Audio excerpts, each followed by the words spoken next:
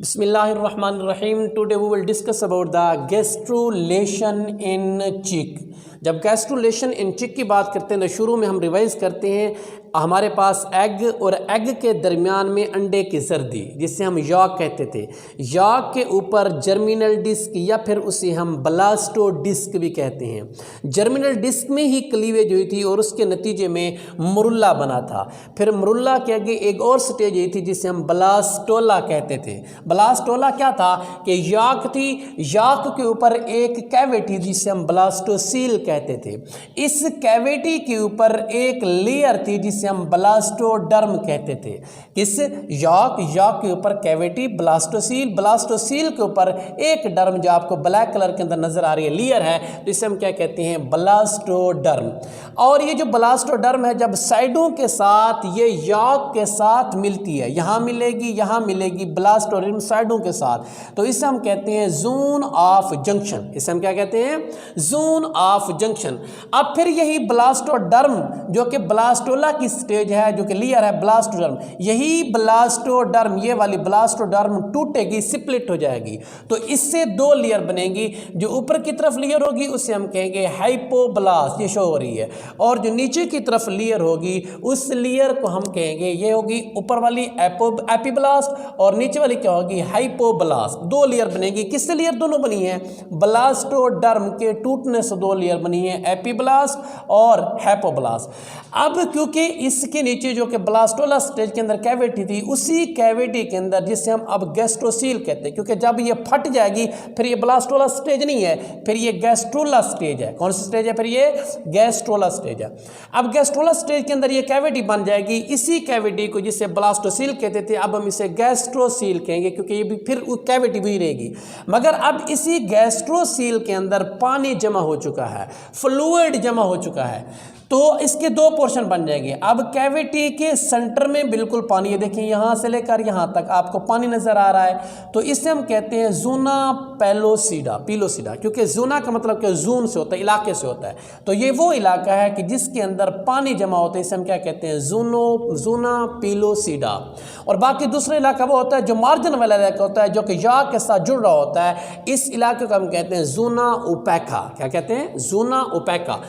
जोना pellucida क्योंकि ये translucent होता है, नीम शफाफ होता है, इसमें से कुछ लाइट गुजर जाती है पानी में से और कुछ नहीं गुजर सकती, इस वजह से हम क्या कहते हैं, ये ट्रांसल्यूसेंट है। ये क्या चीज़ है, ट्रांसल्यूसेंट है। और जोना ओपेका वो साइडों वाला एरिया होता है, उसमें से लाइट गुजर जाती है क्योंकि वहाँ पानी नहीं होता, इस वजह से साइड वाले इलाको हम क्या कहते हैं, जोना ओपेका। ऊपर वाली लेयर एपिब्लास्ट, नीचे वाली हाइपोब्लास्ट के नीचे जो पानी है गैस्ट्रोसील, वो वाला एरिया जोना पेलोसीडा, और जहाँ पानी नहीं है साइडों वाला एरिया वो है जोना ओपेका। और इस स्टेज को हम क्या कहते हैं, गैस्ट्रुलेशन। क्या कहते हैं स्टेज को, गैस्ट्रुलेशन। अच्छा, फिर हम उसके बाद चलते हैं। अब गैस्ट्रुलेशन के बाद दो लेयर बन चुके हैं, अब तीसरी लेयर बनना स्टार्ट होगी। तीसरी लेयर बनेगी कैसे, ये हमने पढ़ना है, ये बड़ा इंपॉर्टेंट है, ज़बरदस्त है।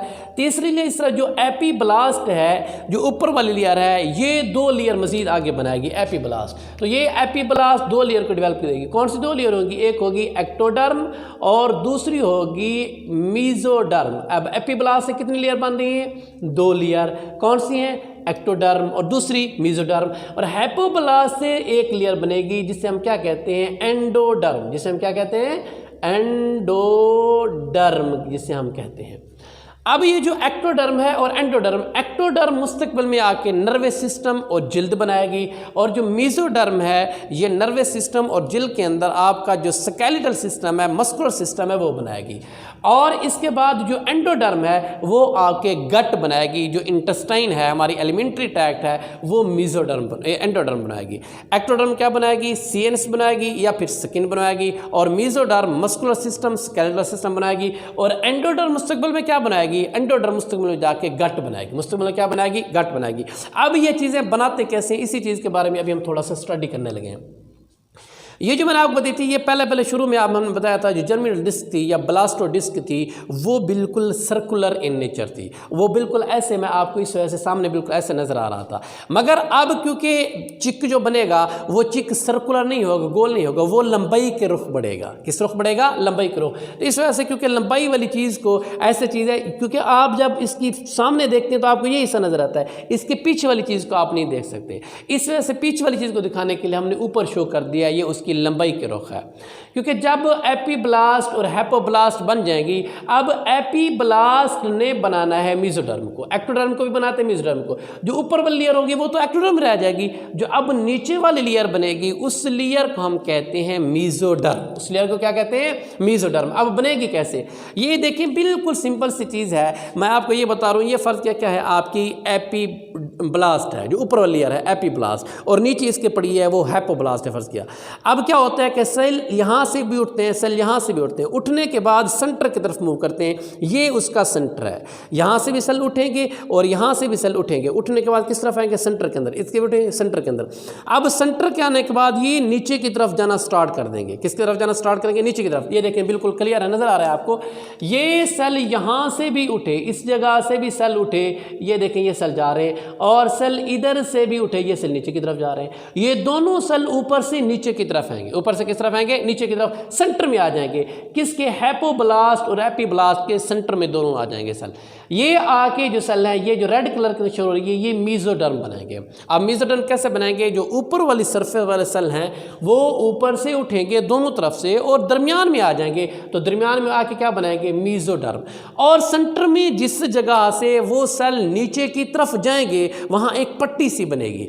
अब सेल दोनों तरफ से, इधर से भी सेल पहले ऐसे सीधा होगा बिल्कुल, अब सेल दोनों तरफ से, इधर भी सेल जा रहे हैं उधर से भी, यहां जब आएंगे तो अंदर की तरफ ये चीज भी धंस जाएगी, एक पट्टी सी पहले बन जाएगी। जब सेल अंदर की तरफ जाने लगेंगे तो एक बन जाएगी, पट्टी बन जाएगी, एक लकीर वहां नजर आएगी। तो उस लकीर को हम कहते हैं प्रिमिटिव स्ट्रीक। उस लकीर को क्या कहते हैं? Primitive streak. जैसे मैंने यहाँ आपको दिखाया है कि नीचे की तरफ जा रहे हैं तो ये लंबाई के रुख में बढ़ा है, क्योंकि जब ये नीचे की तरफ जाएंगे तो लंबाई के रुख में जानवर, क्योंकि प्रीमिटिव स्ट्रीक बनेगी, जानवर ने लंबा होना है, लंबाई के रुख बढ़ेगा। तो शुरू में क्या होगा कि सेल साइडों से आएंगे, पीछे की तरफ भी जाएंगे, आगे की तरफ भी जाएंगे। सर्कुलर जानदार ऐसे था, गोल था, सेल अंदर की तरफ भी है, मीडियल साइड भी है, पीछे की तरफ भी गए और आगे की तरफ भी गए। अब जो पीछे आगे की तरफ जाएंगे तो एक लाइन बना देंगे, नीचे की तरफ जाएंगे मेसोडर्म बनाएंगे, और पीछे आगे की तरफ बनाएंगे तो क्या बनाएंगे? एक लाइन बना देंगे। जो ये लाइन बनाएंगे, इस लाइन को हम कहते हैं प्रिमिटिव स्ट्रीक। क्या कहते हैं इस लाइन को? प्रिमिटिव स्ट्रीक कहते हैं। और ये स्ट्रीक जब इंटीरियर एंड पे जाएगी तो इंटीरियर एंड पे सेल की कुछ थोड़ी सी थिकनिंग देगी। किस एंड पे? इंटीरियर एंड पे। ये फर्क क्या है? ये क्या है उसका? ये इंटीरियर एंड है। कौन सा एंड है? Interior and. अब इंटीरियर एंड पे सेल जाके इन जगहों पे थिकन, यानी कि गाढ़े होना, ज्यादा होना स्टार्ट हो जाएंगे, सेल यहाँ आके थिकनिंग देगी। तो जिस जगह के सेल यहाँ थिकन हो जाएंगे उस जगह हम कहते हैं प्रिमिटिव नोड कहते हैं। क्या कहते हैं इसे हम? Primitive node. बाकी जो लकीर बनेगी इसे हम क्या कहते हैं? प्रिमिटिव स्ट्रीक कहते हैं। अगर ये समझ नहीं आ रही हो, पहले जो चीज़ें हम देख रहे थे दो लेयर, वो हम इस तरह देख रहे थे, आपको मैं ऐसे दिखा रहा था। अब आप देखें, जब हमने ऊपर से देखा डॉर्सल व्यू, तो फिर हम इस तरह देखते हैं कि देखें जैसे इस उंगली, दो उंगलियों के दरमियान में ये लकीर बन रही है, ये वाली दो उंगली के दरमियान, ये समझिए ये स्ट्रीक है। ये क्या चीज़ है? स्ट्रीक है। और फिर कुल इंटीरियर पे क्या बनाएगी? सेल की थिकनेस है, उसे हम क्या कहते हैं? प्रिमिटिव नोड कहते हैं। नोड कहते हैं। फिर हम स्ट्रीक और ग्रूव के बारे में फर्क करते हैं, क्योंकि पहले प्रिमिटिव स्ट्रीक बनती है और फिर यही स्ट्रीक, किताब वाला कहता है, ग्रूव में तब्दील हो जाती है। अगर ये बिल्कुल छोटी सी स्लिट हो तो इसे हम स्ट्रीक कहते हैं, और अगर यही स्लिट थोड़ी मजीद गाढ़ी हो जाए तो फिर हम इसे स्लेट नहीं कहेंगे, इसे हम ग्रूव कहेंगे। इसे हम क्या कहेंगे? ग्रूव कहेंगे। अब स्लिट तो आपको नजर आ रही है, ये वाली, ये जैसे हम इसे कहते हैं प्रिमिटिव स्ट्रीक कहते हैं, मगर जब ग्रूव की बात है तो ग्रूव ऐसे बनेगा, ऐसे। ये अब ग्रूव है। जो ज़्यादा क्या हो जाए, गाढ़ा हो जाए, तो इसे हम क्या कहते हैं? ग्रूव कहते हैं। ये सेंट्रल जगह, ये ज़्यादा अब क्या मजीद नीचे हो गया है, यानी डीप हो गया है। मतलब ये है कि जब स्ट्रीक जो है वो शैलो होती है, कम गहरी होती है, और जब ये ज़्यादा गहरी हो जाए तो फिर हम इसे क्या कहते हैं? ग्रूव कहते हैं। फिर हम इसे क्या कहते हैं? ग्रूव। यही जो प्रिमिटिव स्ट्रीक है, यही प्रिमिटिव स्ट्रीक मुस्तकबिल में जाके प्रिमिटिव ग्रूव बनाएगी। मुस्तकबिल में जाके क्या बनाएगी? प्रिमिटिव ग्रूव बनाएगी। प्रिमिटिव ग्रूव बनाएगी। और यही जो आपको प्रिमिटिव नोड नजर आ रहा है, जो सेल की थिकनेस है, यही मुस्तकबिल में जाके आपका बनाएगा हेनसन नोड। प्रिमिटिव स्ट्रीक जो शुरू में बनी थी वो प्रिमिटिव ग्रूव बनाएगी, और प्रिमिटिव नोड जो होगा वो हेंसन नोड बनाएगा। क्या बनाएगा? हेंसन नोड बनाएगा। मेसोडर्म किसने बनी? मेसोडर्म एपिडर्मिस जो एपिब्लास्ट थी उसने मेसोडर्म बनाई। अब इसके बाद आगे चलते हैं कि नोटोकॉर्ड की फॉर्मेशन किस तरह होती है, नोटोकॉर्ड किस तरह बनता है, बड़ा इंपॉर्टेंट है। नोटोकॉर्ड इस तरह बनता है कि जो हेंसन नोड है, हेंसन नोड में से सेल नीचे की तरफ जाते हैं और नीचे जाके एक लेयर बना देते हैं। उस लेयर को हम क्या कहते हैं? नोटोकॉर्ड कहते हैं। नोटोकॉर्ड क्या होता है कि हेंसन नोड जो इंटीरियर साइड पे पड़ा होता है उसमें से क्या हो जाते हैं, सेल नीचे की तरफ जाते हैं और नीचे जाके क्या बनाते हैं, एक लेयर बना देते हैं। उस लेयर को हम क्या कहते हैं? नोटोकॉर्ड कहते हैं। अब जो मेसोडर्म थी बनी थी वो जो एपिब्लास्ट थी सारी की सारी आगे से पीछे से हर जगह से सेल नीचे की तरफ जा रहे थे और क्या बना रहे थे? मेसोडर्म। मगर जब हेंसन नोड की बात करें तो जब हम बात करते हैं नोटोकॉर्ड की तो सेल सिर्फ और सिर्फ हेंसन नोड से और आके क्या बनाएंगे? नोटोकॉर्ड बनाएंगे। क्या बनाएंगे? आके नोटोकॉर्ड। अब देखें मेसोडर्म भी बन चुकी है ये, और नोटोकॉर्ड भी बन चुका है, प्रिमिटिव ग्रुप और मौजूद है, और इंटीरियर साइड पे क्या है? हेंसन नोड मौजूद है। एक और बात बड़ी इंपॉर्टेंट बात है इस जगह पे जो आपको नजर आ रही है वो ये है कि ये जो एपिब्लास्ट हेपोब्लास्ट का जो किनारा है, जो ये एक्टोडर्म एंडोडर्म का जो किनारा है, इस किनारे से ये वाली देखें, ये यहाँ से ये नीचे की तरफ आना स्टार्ट हो जाएगी और ये भी किनारा नीचे की तरफ आना क्या हो जाएगा? स्टार्ट होगा। कुछ बुक वाले एपिब्लास्ट कहते हैं कि बनाती है, कुछ कहते हैं हेपोब्लास्ट बनाती है। दोनों के जो किनारे हैं ये साइड में नीचे की तरफ आते हैं और नीचे आके इस पूरी की पूरी याक को कवर कर लेते हैं। जब ये याक कवर हो जाएगी तो फिर हम इसे कहते हैं प्रिमिटिव गट, या इसे कहते हैं गैस्ट्रोसोल कहते हैं, गैस्ट्रोसील कहते हैं। ये जो इंटेस्टाइन मुर्गी के अंदर बनती है तो इंटेस्टाइन कौन बनाती है? इंटेस्टाइन एंडोडर्म बनाती है। ये फर्ज किया नीचे वाली जो लेयर है ये नीचे की तरफ बढ़ेगी और आके एक गट बना देगी जिसे हम क्या कहेंगे? प्रिमिटिव गट, या जिसे हम क्या कहेंगे? गैस्ट्रोसील कहेंगे। नोटोकॉर्ड ऊपर से आया है, बनाया किसने है? हेंसन नोड ने बनाया है। अभी हम न्यूरोलेशन के बारे में पढ़ने लगे हैं कि न्यूरोलेशन क्या होता है। नर्वस सिस्टम की फॉर्मेशन को हम न्यूरोलेशन कहते हैं। किसको? न्यूरोलेशन कहते हैं। किसको? नर्वस सिस्टम की फॉर्मेशन को न्यूरोलेशन कहते हैं। कैसे नर्वस सिस्टम बना?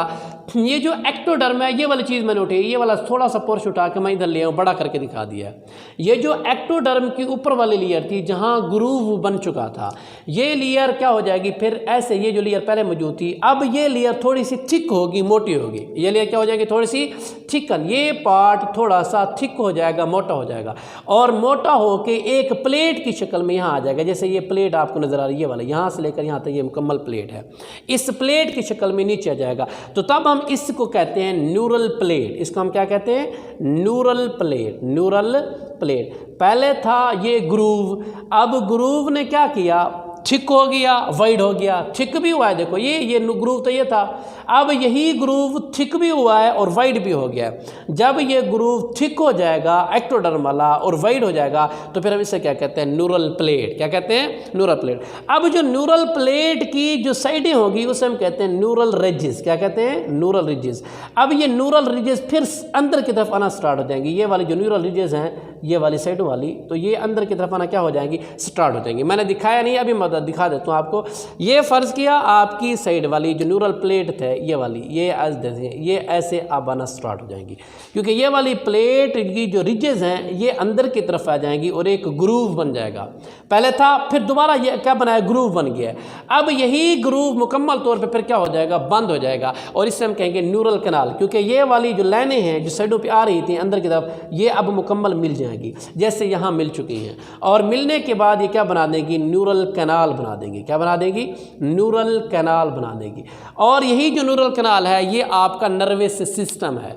अब ये न्यूरल कैनाल पूरी साइड पे जो बॉडी में स्पाइनल कॉर्ड जो बिछा हुआ है ये न्यूरल कैनाल बनाएगी। इंटीरियर साइड पे यही न्यूरल कैनाल जो होगी वो थोड़ी फैल जाएगी और जाके बनेगी ब्रेन। पोस्टीरियर सारी साइड पे क्या बनाएगी? न्यूरल कैनाल बनाएगी, मगर इंटीरियर साइड पे क्या बनाएगी? ब्रेन बना देगी।